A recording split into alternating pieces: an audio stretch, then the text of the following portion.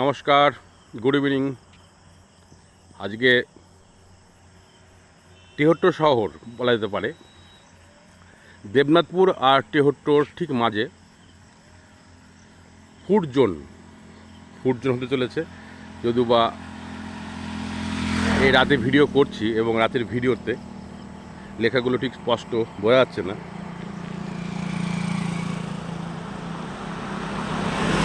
আজকে দেবনাথপুর আর টেহট্টর মাঝে অ্যাকচুয়ালি আমরা যেটা বলতাম ছাটিনার মাঠ, সে মাঠ আজকে কিন্তু হারিয়ে গিয়ে মডিফাই হয়েছে আপনার ফুড জোনে, আর কি ফুড জোনে রূপায়িত হয়েছে।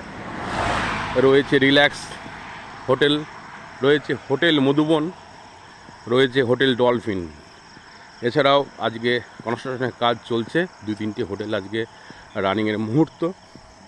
ঠিক আমরা দেখে আসছি এর আগে যে NH 34, যেটা বর্তমানে NH 34 এখন কনভার্ট হয়েছে 112, 112 নম্বর জাতীয় সড়কে কনভার্ট হয়েছে NH 34।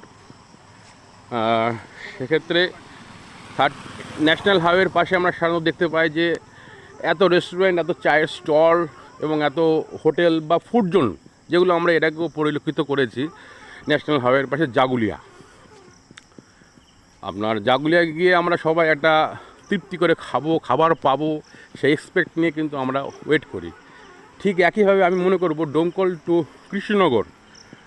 টু কৃষ্ণনগর ঠিক এর মাঝেই খাবারের যে একটা মানে সুন্দর পর্যায়, সেটা কিন্তু হতে চলেছে দেবনাথপুর এবং টেহট্ট ঠিক মাঝখানে ছাটিনা বলে যে আমাদের ফাঁকা মাঠটা ছিল, সেটা এখন হোটেল রূপায়িত হয়েছে।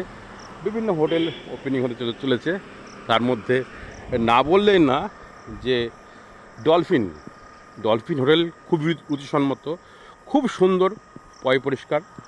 এবং এতটা অঞ্চলের মধ্যে আমরা বিভিন্ন ছোটো বড়ো রেস্টুরেন্টে খেয়েছি, তবে না বলে না হোটেল ডলফিন পরিষ্কার এবং খাবারের গুণগত মান খুবই সুন্দর। তা রিসেন্ট হোটেল মধুবন দেবনাথদার সঙ্গে কথা হলো, আমরা দেবনাথদা হোটেলে একটু খেলাম। এখন রাত প্রায় 10টা বাজে। ফ্রেন্ড সোমনাথের সঙ্গে যখনই বেরোই, একটা মনের তৃপ্তি, মনের ইচ্ছা, মনের একটা আকাঙ্ক্ষা থাকে যেটা যেখানে বেরোবো না কেন একটা শর্ট ভিডিও করব, ফেসবুকে ছাড়বো, সেই ইমেজটা পেলাম আজকে।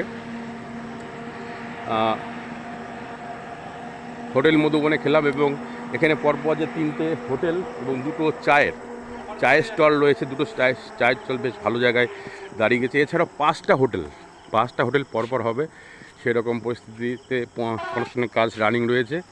বন্ধু সোমনাথ রয়েছে, তার সেক্ষেত্রে বন্ধু সোমনাথকে বলছি, বিগত 10 বছর আগে যে ভূমিকা ছিল এখানে এই ফাঁকা মাঠের মধ্যে আমরা সাধারণত যেতে এটা ভয় পেতাম। অবশ্যই। এবং সেক্ষেত্রে আজকে এটা আমি তো মনে করছি এটা ফুড জোন, ফুড পার্ক এই রূপায়িত হয়েছে। সেক্ষেত্রে কি বলা যেতে পারে? এটা হচ্ছে সময়ের সাথে সাথে এই অঞ্চলটার প্রচুর উন্নতি ঘটেছে। দুই পাশে চাষের জমি ছিল, বর্তমানে এখন রেস্টুরেন্ট, বিভিন্ন খাবারের দোকান গড়ে উঠেছে। তবে খারাপ লাগছে কম্পেয়ার করলে, এবার আমাদের বেতায় সেই অর্থে ততটা কিছু উন্নয়ন হয়নি, কিন্তু এই অঞ্চলটার উন্নয়ন হয়েছে। এই দাদাটা নতুন একটা রেস্টুরেন্ট করেছে, মধুবন হোটেল। হ্যাঁ, মধুবন হোটেলের কর্মকর্তা বা উদ্যোক্তা দাদার নামটা কি? বেশ, আমার নাম ভজন দেবনাথ। দাদার তো অবশ্যই মঙ্গলময় কামনা করি। দাদা যে হাটের পরিশ্রম করে হোটেল চালাচ্ছে, এরা আরও মঙ্গলময় হোক, এটা চাই। দাদার কি মানে এখানে যে ফুড জোনগুলো তৈরি হচ্ছে, এতে কি সার্থকতা, আপনার মনে কি আকাঙ্ক্ষা রয়েছে? ভালোভাবে চলবে, মানে উন্নতি হোক। আমি তো মনে করি ডোমকল কলকাতা যে নাইট সুপার বাসগুলো চালু হয়েছে এখন, স্লিপার কোচ বা নাইট সুপার বাস, আমি মনে করি এটা তো একটা মিডল পয়েন্ট রাতের খাবারের জন্য। এবং টেহট্ট অঞ্চল পরিষেবা দেওয়ার জন্য আমি